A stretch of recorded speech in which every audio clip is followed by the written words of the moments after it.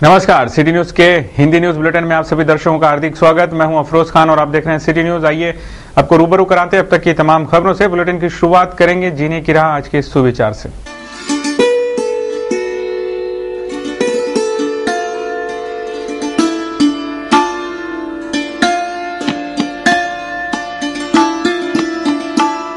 जीने की राह के बाद अब रूबरू होते हैं खबरों की श्रृंखला से। देखते हैं बुलेटिन की हेडलाइंस।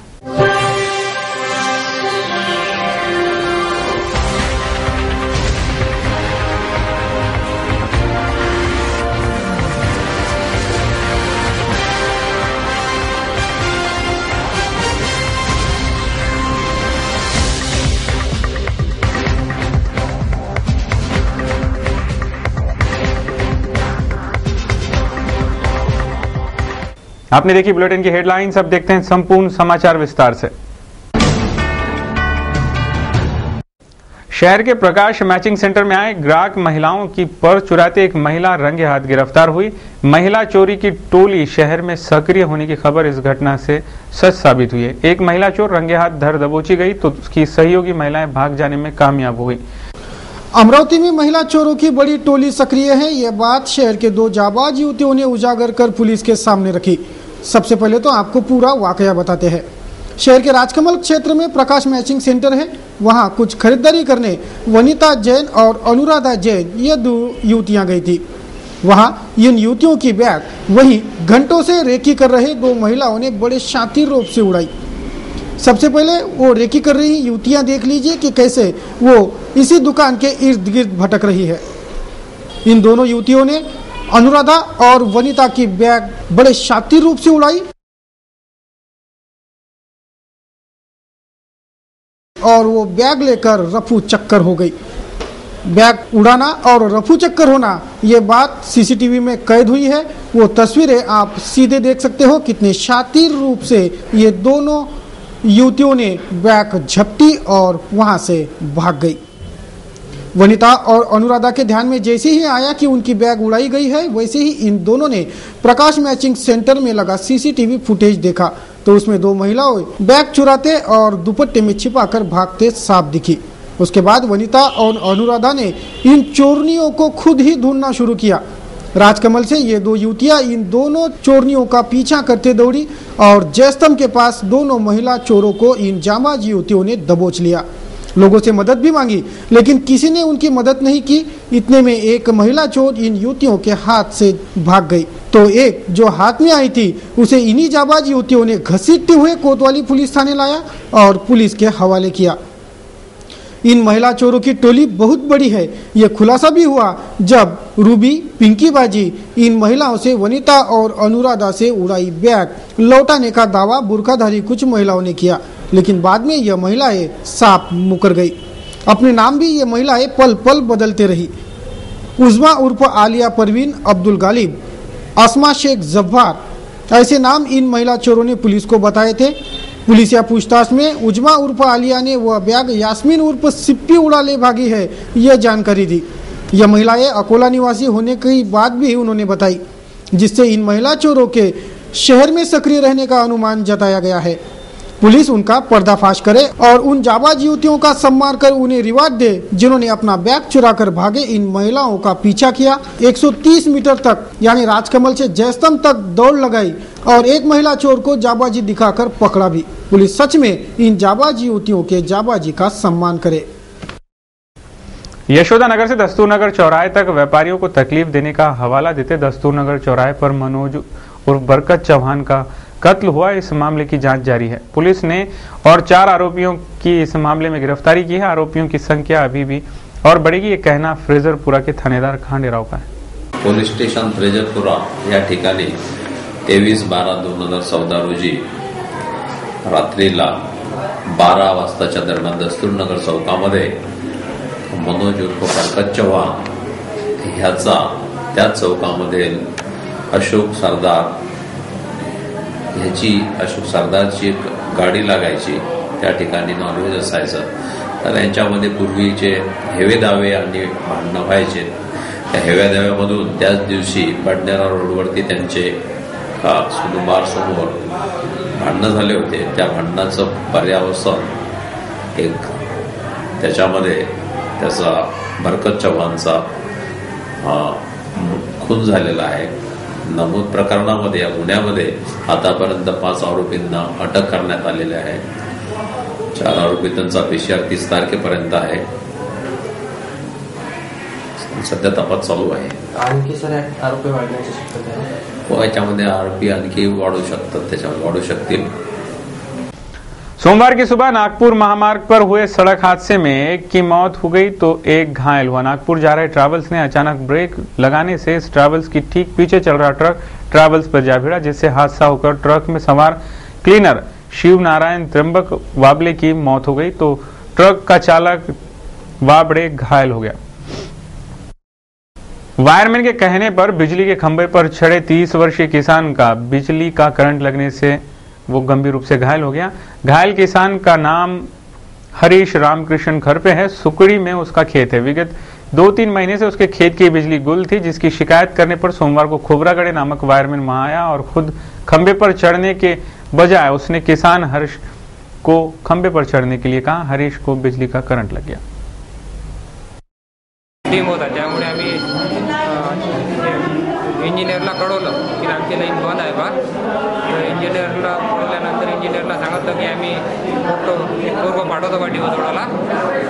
नंतर त्यानंतरही त्या इंजिनियरने काही लाईन चालू केली नाही आणि सोमवारी पुन्हा आम्ही महावितरणच्या टोल फ्री नंबरवर कॉल केला आणि आमची कंप्लेंट कळवली. त्यांनी सांगितले की तुमची कंप्लेंट कळू आम्ही MSCB ऑफिसला कळवली आहे, बा तुमचा प्रॉब्लेम सॉल्व्ह होईल. नंतर आम्ही वायरमनला फोन करून सांगितले की आमच्या प्रकाश वाघमारेच्या शेतामधून एक कट पॉईंट गेला आहे, कट पॉईंटचा डिओ केला आहे. तर वायरमनने सांगितले की तुम्ही 5 मिनिटात जडेश्वर महाराजच्या मंदिराजवळ या आणि आपण तो डिओ जोडून घेऊ.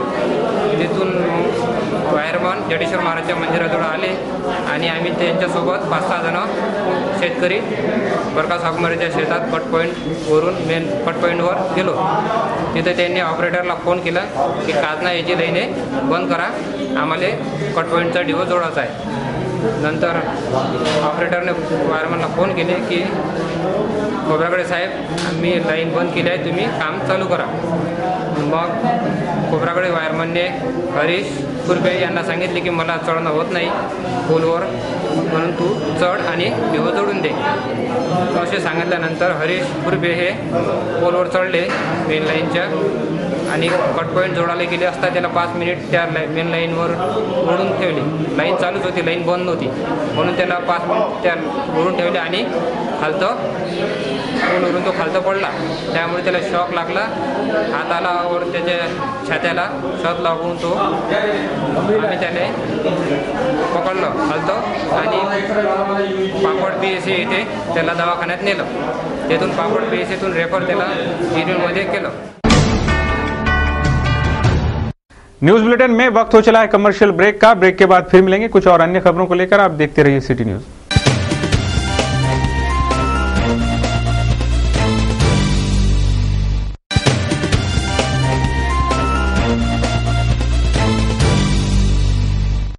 ब्रेक के बाद तमाम दर्शकों का फिर से एक बार स्वागत. अब रूबरू होते हैं कुछ अन्य खबरों से. फ्रेजरपुरा थाना क्षेत्र के महादेव खोरी के एक दारू विक्रेता द्वारा एक महिला को मारपीट हुई है. शुल्क विवाद में ये मारपीट हुई.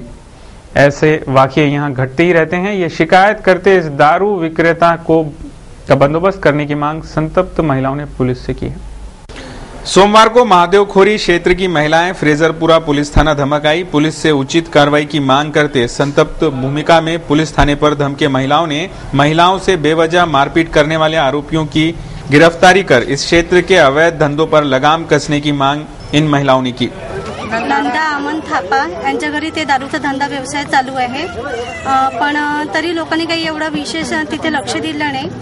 तर ज्या वेळेस छाया ते जेव्हा तिथे घरी होती तर त्यावेळेस काही त्या लोकांनी थोड्याशा सांडपाण्यामुळे किंवा तिथं नालीच्या वस्तीमुळे काही त्यांनी थोडासा एक वाद केला. त्या वादामुळे त्या माणसाने त्या दारूवाला भट्टीच्या माणसाने त्याला एवढं मारहाण केलंय की तिच्या अंगावर बसून त्यांनी मारहाण केलंय. पोटाला लाता बुक्क्या मारलेल्या आहेत तर अशा वेळेस त्या एकट्या महिलेला पाहून त्यांनी एवढा वाद केलेला आहे आणि एवढा आक्रोशपणे तिला मारहाण केलेली आहे का अशा वेळेस तिला कमी वाचवण्यासाठी सगळे लोक तिथे धावले, पण त्या लोकांनी पण असं म्हटलं की म्हणे पोलीस आमच्या जेबमध्ये आहेत.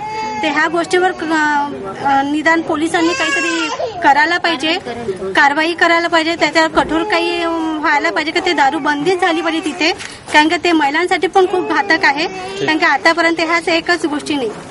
सोमवार को घरकुल के मुद्दे पर मनपा में खूब हो हल्ला हुआ. घरकुल की मांग करते मनपा धाम के नागरिकों ने घंटों तक हंगामा किया, फाइलें फेंकी, कईयों संगीन आरोप भी नागरिकों ने महकमे पर लगाए. शहर के प्रभाग क्रमांक 10 विलासनगर के नागरिक घरकुल की मांग करते मनपा धमकाए. निगम आयुक्त के कक्ष के बाहर विरोध प्रदर्शन करते नागरिकों ने घरकुल योजना की फाइलें फेंकी और महकमे पर संगीन आरोप लगाते खूब हो हल्ला मचाया.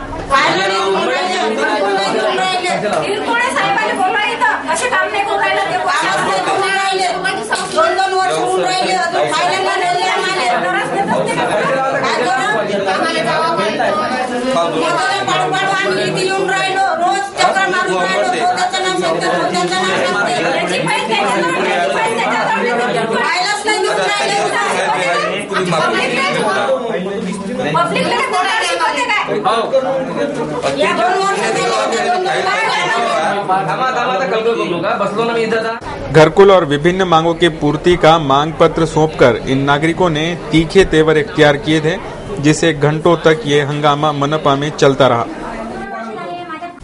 रेत माफिया द्वारा नायब तहसीलदार किशोर बागड़े के साथ हुई मारपीट का निषेध करते भातकुली तहसील के 150 कर्मचारियों ने काम बंद आंदोलन शुरू कर दिया. जब तक आरोपियों को गिरफ्तार नहीं किया जाता तब तक हड़ताल. ये नारा आंदोलन करते कर्मचारियों का है. तत्काल कार्रवाई करने की मांग जिलाधीश के समक्ष भी रखी गई.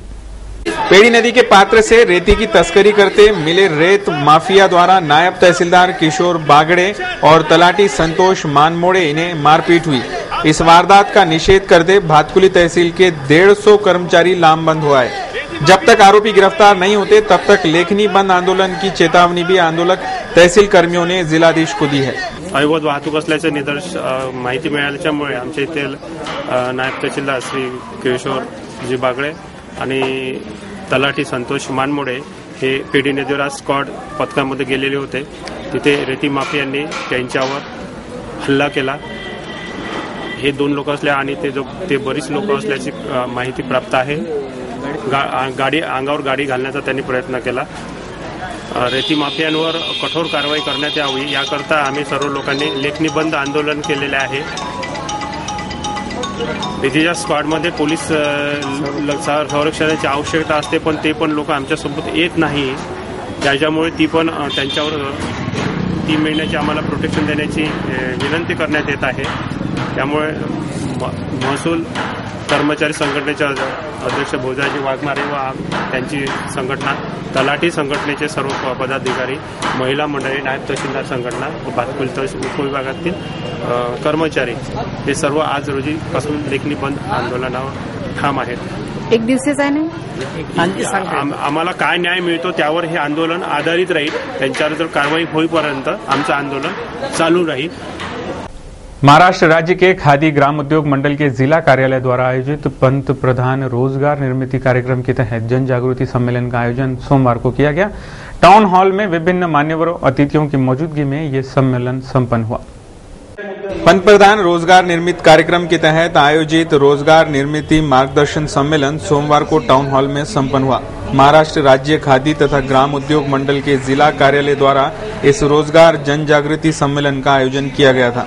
जिलाधीश किरण गीते के हाथों दीप प्रज्वलन कर कार्यक्रम की शुरुआत हुई. श्री प्रदीप चेचरे, जिला ग्रामोद्योग अधिकारी, अमरावती.